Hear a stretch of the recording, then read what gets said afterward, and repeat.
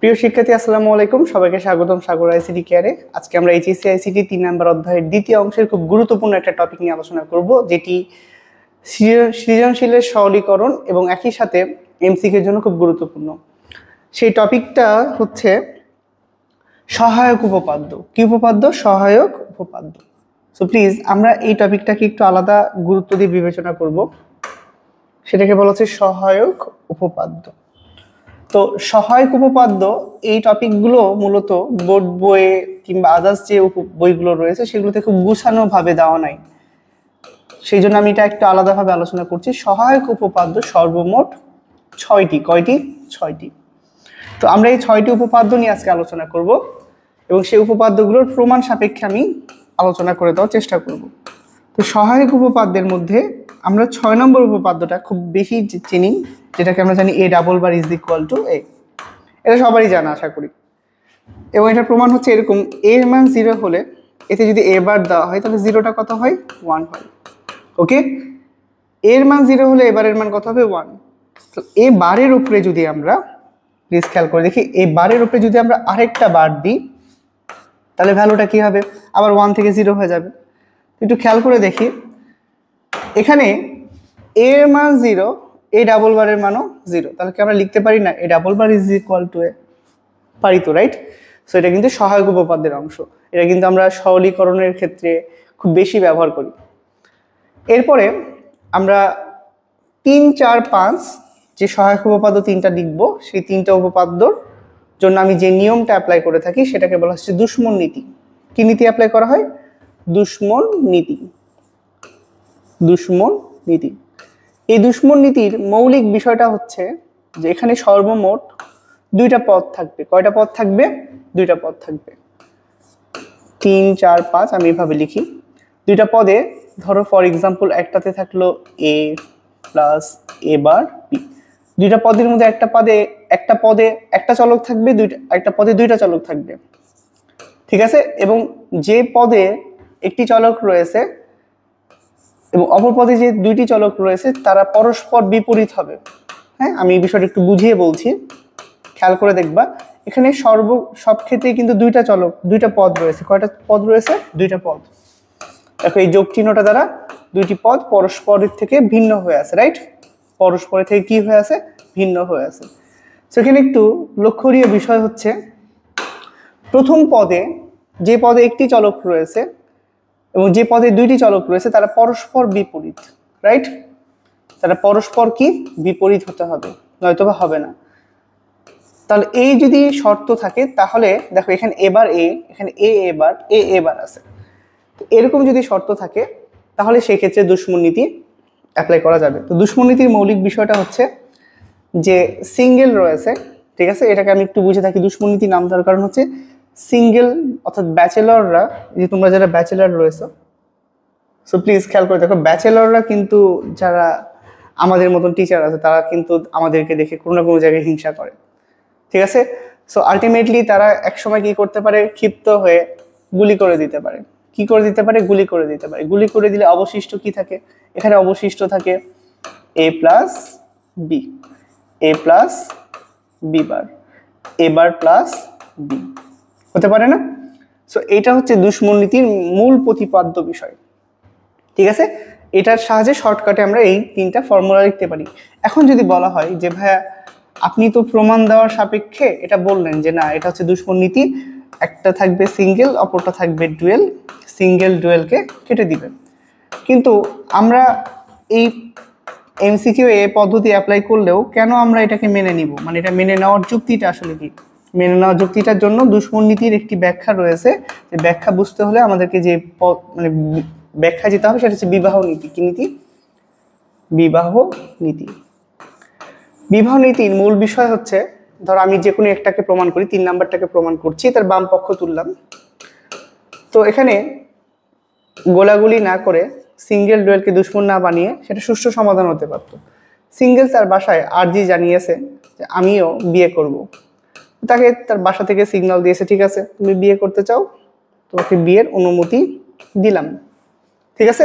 Signal 1 মানে কি? অনুমতি দিলাম। এবং এটা কিন্তু আমি যুক্তি সহকারে লিখছি, কারণ আমরা জানি a × 1 মানে a। এখন তাকে বলা হচ্ছে ঠিক আছে তুমি তো বিয়ে করতে চাও, সো বউ কিরকম নিবা, যেহেতু তুমি বিয়ে করতে চাও বউ কেমনটা নিতে চাও। সে বলছে যে ওই যে ভাইয়ের বউ দেখছিলাম, ভাইয়ের বউ কি দেখো, এখানে খেয়াল করে দেখো ভাইয়ের বউ কি হয়ে আছে, ভাইয়ের বউ দেখতে কিরকম, বিয়ের মতন, ভাইয়ের বউয়ের মতন বউ নিব। তাহলে এখানে লিখতে হবে 1 + বি, সে বিয়ে করতে চায় কিন্তু কেমন বউ নিতে চায়, বিয়ের মতন মানে ভাইয়ের বউয়ের মতন বউ নিতে চায়। এবং আমরা লিখতে পারি তো, রাইট, আমরা লিখতে পারি না 1 + বি = কত, 1। তাহলে আমরা 1-এর পরিবর্তে আমরা কিন্তু এখানে লিখতে পারি 1 + বি। এরপরে আমরা যেটা করব, এ এর সাথে 1 গুণ করব, শুধু এ এর সাথে বি গুণ করব, এ বি, তারপরে এখানে কি রয়েছে, এবার বি গুণ করলাম। গুণ করার পরে খেয়াল করে দেখি যে পরে যে দুইটি পদ রয়েছে তাদের মধ্যে যদি কমন নিই, তাদের মধ্যে কমন নিলে কি দাঁড়াচ্ছে, প্লিজ খেয়াল করে দেখি, এখানে এ যে ছিল একে লিখে ফেললাম, পরে দুইটি পদের মধ্যে কমন আসছে তাদের বউ অর্থাৎ বি, এবং ব্র্যাকেটে কি থাকছে, ব্র্যাকেটে থাকছে এ প্লাস এবার, এ প্লাস এবার। ওকে, তো আমরা জানি এ প্লাস এবার মানে কত, এ প্লাস এবার মানে 1, এখানে কি থাকলো A plus B, so B into 1 মানে বি ইন্টু 1 মানে বি। তাহলে ফলাফল কি দাঁড়ালো, এ প্লাস বি। খেয়াল করে দেখো এ প্লাস বি বের করলাম, এটা হচ্ছে তার প্রকৃত প্রমাণ। কিন্তু দেখো এত বড় প্রমাণ সাপেক্ষে সেই মানটি বের করা কিন্তু অনেকের জন্য কষ্টজনক হয়ে যেতে পারে, তাই আমরা সেটাকে সহজে বোঝানোর জন্য কি অ্যাপ্লাই করেছি, দুশ্মন নীতি অ্যাপ্লাই করেছি।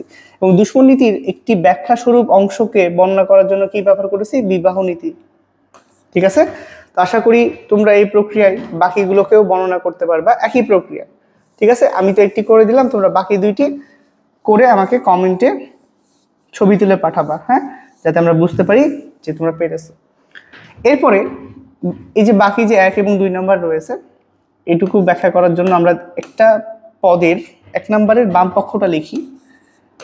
আমরা মোটামুটি সবাই জানি এ বি প্লাস সি, এর সাথে যদি বি গুণ করি তাহলে কি হয়, এ বি প্লাস এসি।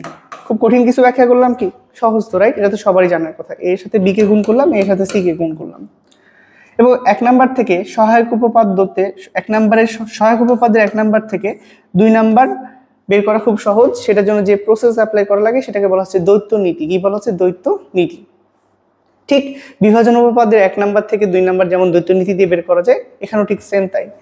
এখানে যে অংশগুলো হচ্ছে চলকগুলোকে চলকের জায়গায় বসাবো, কি বলবো, চলকগুলোকে চলকের জায়গায় বসাবো, কোনো অপারেটর দিব না। অপারেটরের নিয়ম কি হবে, গুণের জায়গায় হবে যোগ, যোগের জায়গায় হবে গুণ, গুণের জায়গায় হবে যোগ, যোগের জায়গায় হবে গুণ, গুণের জায়গায় হবে যোগ, অর্থাৎ অপারেটরগুলো চেঞ্জ হয়ে গেল। সো অপারেটরগুলো চেঞ্জ হওয়ার ফলে 2 নাম্বার আমরা পেয়েছি। 2 নাম্বারের আমরা ডান পক্ষের সাপেক্ষে বাম পক্ষটা প্রমাণ করব। সো ডান পক্ষে কি রয়েছে, আমরা ডান পক্ষে দেখতে পাচ্ছি, আমরা একটু এই পাশে করি যাতে তোমরা দেখতে পাও। ডান পক্ষে দেখতে পাচ্ছি এ প্লাস বি, তারপর কি রয়েছে, এ প্লাস সি রয়েছে। আমরা যদি এ এর সাথে এ গুণ করি তাহলে কি হয়, এ ইন্টু এ, এর সাথে যদি সি গুণ করি তাহলে কি হয়, এ সি। বি এর সাথে যদি এ গুণ করি তাহলে কি হয়, এ বি, আর বি এর সাথে যদি সি গুণ করি তাহলে কি হয়, B C. So please A into A কি হয়, এ, তারপরে এ সি, তারপরে এ বি, তারপরে ওই পাশে খেয়াল করে দেখো সবার শেষে ওই পাশে আসে বি এবং সি। সো খেয়াল করে দেখো এদের 3 জনের মধ্যে কি কমন আসে, এদের 3 জনের মধ্যে কমন আসে এ। তাহলে ব্র্যাকেটে কি থাকে, ব্র্যাকেটে থাকে 1 + সি + বি, আর ওই পাশে অবশিষ্ট কি ছিল, ওই পাশে অবশিষ্ট ছিল বি প্লাস সি। ওকে, সো 1 এর সাথে পৃথিবীর যাই যোগ করি না কেন ফলাফল কত, ফলাফল অলওয়েজ 1। তাহলে কি দাঁড়াচ্ছে, এ ইন্টু 1 + বিসি, এ ইন্টু 1 মানে এ প্লাস বিসি। খেয়াল করে দেখো এখানে প্রত্যেকটা ক্ষেত্রে কিন্তু মৌলিক উপপাদ্য খুব ব্যবহৃত হচ্ছে, A into A, please A into A, এখানে দেখতে পাচ্ছি এ ইন্টু এ কি হচ্ছে, এ মৌলিক উপপাদ্য। 1 প্লাস অন্যগুলো, ফলাফল কত দাঁড়াচ্ছে 1। তো খেয়াল করে দেখো এখানে আমি 2 নাম্বারের প্রমাণ দিলাম যে কিভাবে ফলাফল কি দাঁড়ালো, এ প্লাস বিসি। এই ডান পক্ষ থেকে ফলাফল পেলাম এ প্লাস বিসি। তো এই 6টি হচ্ছে সহায়ক উপপাদ্য। তো এটি থেকে এমসিকিউ এবং সৃজনশীলে অনেক প্রশ্ন এসে থাকে।